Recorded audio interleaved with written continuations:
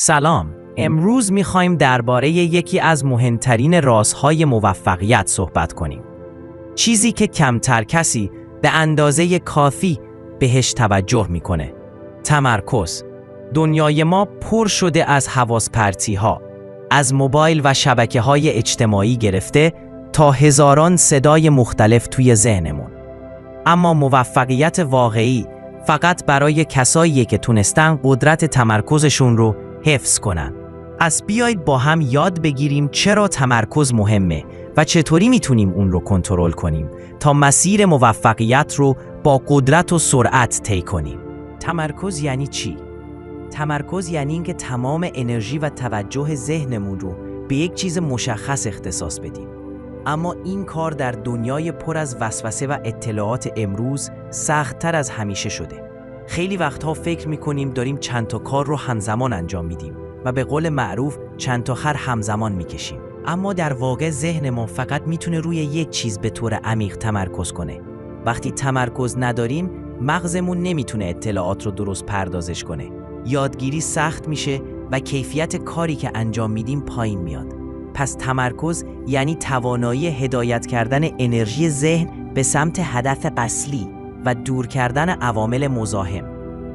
چرا تمرکز برای موفقیت حیاتی است؟ تمرکز نه فقط یک مهارت، بلکه یک ضرورت برای موفقیته. اگر نگاهی به آدم‌های موفق بندازیم، متوجه میشیم که یکی از کلیدهای اصلی پیروزیشون توانایی تمرکز روی اهداف بزرگ و کوچکشون بوده.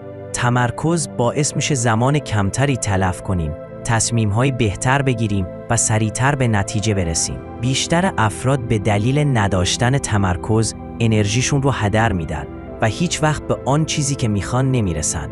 تمرکز یعنی این که بتونیم حواس پرتی‌ها رو کنار بذاریم و همه توانمون رو روی چیزی بذاریم که واقعاً مهمه. پس اگر میخوای زندگیت رو تغییر بدی، باید تمرکز کردن رو یاد بگیری. عوامل نابود کننده تمرکز. متاسفانه تمرکز ما در دنیای امروز دائما تهدید میشه. اولین دشمن تمرکز موبایل و شبکه‌های اجتماعیه. هر اعلان و پیام کوچک میتونه ذهن رو از مسیر پرت کنه. دومین دشمن چند کارگی یا همان مالتی تاسکینگه. برخلاف تصور عمومی، انجام همزمان چند کار باعث میشه کیفیت و سرعت انجام کارها پایین بیاد. سومین دشمن فشار ذهنی و استرس‌های روزمره است که باعث خستگی ذهنی و کاهش توانایی تمرکز میشه. اگر این عوامل رو نشناسیم و برای کنترلشون اقدامی نکنیم، هر چقدر هم تلاش کنیم موفق نخواهیم شد. چگونه تمرکز رو تقویت کنیم؟ خوشبختانه تمرکز یک مهارت قابل یادگیری و تقویته. اولین قدم محیط کارت رو مرتب و بدون حواس پرتی کن.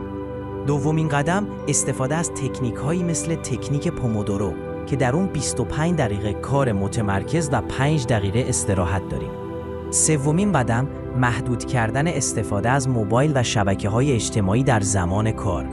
چهارمین قدم ورزش منظم و خواب کافی به تقویت مغز و تمرکز کمک میکنه. و نهایتاً تمرین ذهن آگاهی، مدیتیشن، که کمک میکنه ذهنت رو بهتر کنترل کنی و آرامش داشته باشی. با این روش‌ها میتونی به تدریج تمرکزت رو افزایش بدی و بهره‌وری زندگیت رو چند برابر کنی. تمرکز کلید طلایی موفقیته که همه میتونن یاد بگیرنش.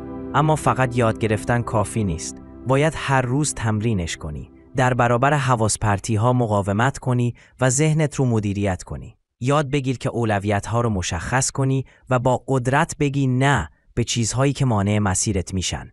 موفقیت بزرگ از تمرکزهای کوچک روزانه ساخته میشه. پس از همین امروز شروع کن. تمرکز کن و آیندت رو با دستهای خودت بساز. تا اینجا اومدی، سابسکرایب یاد نره.